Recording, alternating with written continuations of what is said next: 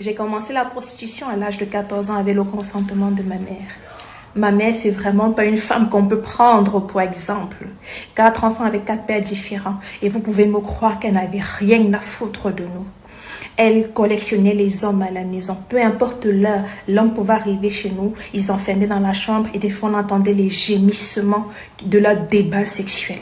Les choses qui avaient l'air de nous écœurer. Un homme pouvait venir rester à la maison.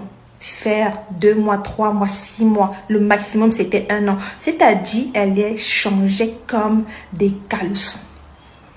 Jusqu'à ce qu'un jour, un de ses hommes lui dit, est-ce que tu sais que ta fille, elle est très belle? Elle peut te rapporter beaucoup d'argent. Il y a plein d'hommes qui sont à la recherche de la jeunesse des femmes comme ça. Elle a dit, ah bon? Il lui a dit oui.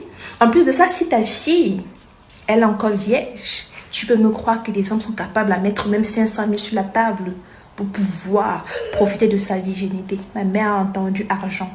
Elle n'a pas réfléchi à 2 fois. Elle m'a appelé, il est en quoi là? Elle m'a posé la question, est-ce que tu es encore vierge? J'étais choquée, j'étais en train de dire, mais comment ça? Je te demande, est-ce que tu es encore vierge? Si tu ne me réponds pas, on va aller à l'hôpital, on va vérifier tout ça. Je lui ai dit que je suis encore vierge. La même semaine, ma mère m'a fait asseoir un vendredi soir avant que cet homme ne vienne me chercher.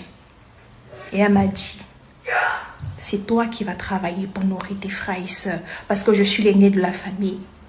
Donc, où tu vas partir ce soir, tu vas faire ce qu'on va te demander. Tu es une femme.